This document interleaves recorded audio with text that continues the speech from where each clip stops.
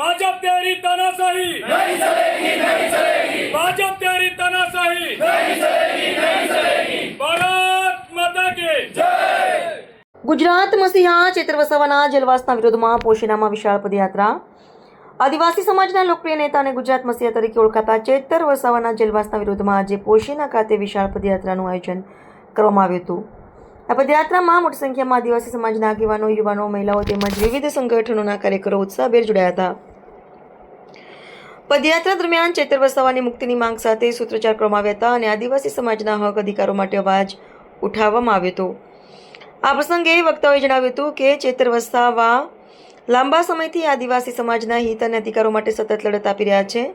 તેમના જેલવાસને લઈને સમાજમાં અસંતોષ જોવા મળી રહ્યો છે। પદયાત્રા દ્વારા શાંતિપૂર્ણ રીતે વિરોધ વ્યક્ત કરી તેમની વહેલી તકે મુક્તિની માંગ કરવામાં આવી હતી। પદયાત્રામાં આમ આદમી પાર્ટીના જિલ્લા સભ્ય મુકેશ ડાબી, પોશીના તાલુકા પંચાયતના પ્રમુખ અને ઉપપ્રમુખ ટીમ 29, ખેડબ્રહ્મા વિધાનસભાના પ્રભારી વિપિનભાઈ ગામેતી સહિત મોટી સંખ્યામાં લોકો ઉપસ્થિત રહ્યા હતા।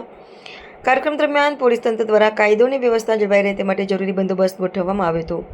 રિપોર્ટર દિનેશ કુમાર, પોશીના।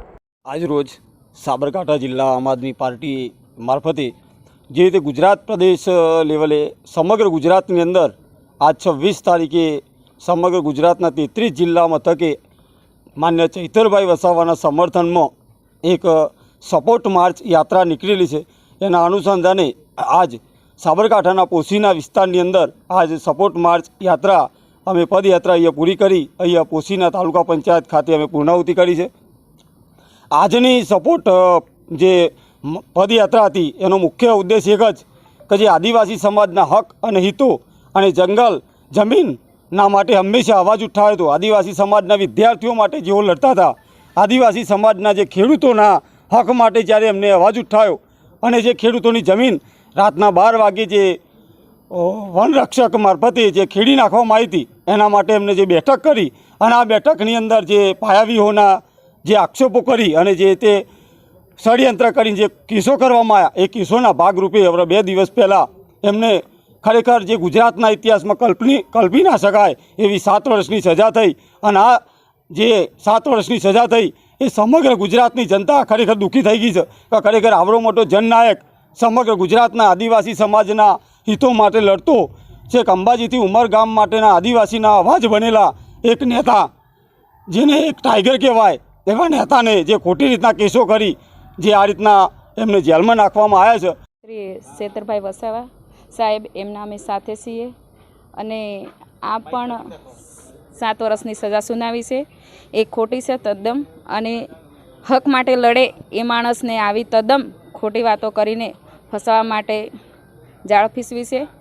ચેતરભાઈ જોડે અમે સાથે છીએ। જય આદિવાસી, આપ સૌને મારા નમસ્કાર। આજરોજ સાબરકાંઠા જિલ્લાના ઉત્તર ભાગમાં આવેલા પોશીના તાલુકામાં અમે સૌ આદિવાસી યુવાનો, વડીલો, બહેનો અને મોટી સંખ્યામાં આવેલા યુવા મિત્રો અમે અમારા આદિવાસી મસીહા માનનીય શ્રી ધારાસભ્ય ચેતર વસાવાના સમર્થનમાં સૌ એમને સમર્થન કરવા માટે સૌ એકતા અને એકજૂટ થયા છીએ। મિત્રો, આઝાદ ભારતના ઇતિહાસમાં જ્યારે સમાનતાનો અધિકાર અને હક દરેકને મળેલો છે મિત્રો, જ્યારે ગુજરાતની વાત કરીએ તો ગુજરાતમાં સત્તા પક્ષના નેતાનું એ લોકોને જુદા જુદા કેસમાં અને અનેક પ્રકારના કેસોમાં એમને હેલ્પ થવાનું અને એમને સપોર્ટ કરવાનો અને જ્યારે વિપક્ષના નેતા ધારાસભ્ય હોય એમને ખોટી રીતે હેરાન પરેશાન કરીને જેલમાં નાખવાનો। જ્યારે અમારા લોકલાડીલા ધારાસભ્ય શ્રી ચેતર વસાવા જ્યારે એમના 3.5 વર્ષના સમયગાળામાં તેઓ 3 વાર જેલમાં જઈ ચૂક્યા છે મિત્રો, એમનો ગુનો શું? આદિવાસી સમાજને જાગૃતતા લાવવાનો અને શોષિત, પીડિત અને અન્ય સમાજ માટે અવાજ બનીને આગળ આવનારા નેતાને આ રીતે આદિવાસી સમાજને હેરાન કરવાનો અને અમારા નેતાને હેરાન કર્યો છે અમે ચલાવી લઈએ નહીં। અને અમે અત્યારે અમારા નેતાને 2 દિવસ અગાઉ જે જેલમાં એમને કાયદાની રૂએ એ અમને માન્ય છે, પણ એક આ સ્પષ્ટ અમે કરીએ છીએ કે અમને 7+2 એટલે ચેતર વસાવાના એમના ધર્મપત્ની અને પોતે અને અન્ય 7 લોકોને સરકારશ્રી અને કોર્ટના આદેશ પ્રમાણે એમને 7 વર્ષની જેલની સજા ફટકારી છે મિત્રો। તો મારે કહેવાનો એ અર્થ છે કે શું હવામાં ફાયરિંગ કર્યું તો શું 9 લોકોએ હવામાં ફાયરિંગ કર્યું હશે? માની લીધું કે હવામાં ફાયરિંગ થયું, પણ આ 9 લોકોનો આ ચુકાદો આવ્યો હોય એ સાબિત થાય છે કે ખરેખર આ સત્તા પક્ષનો એક અન્યાય છે।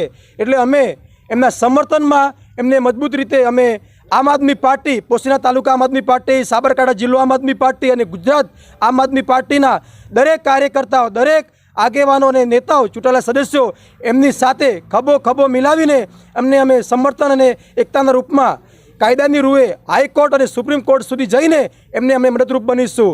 ભારત માતા કી જય! ભારત માતા કી જય!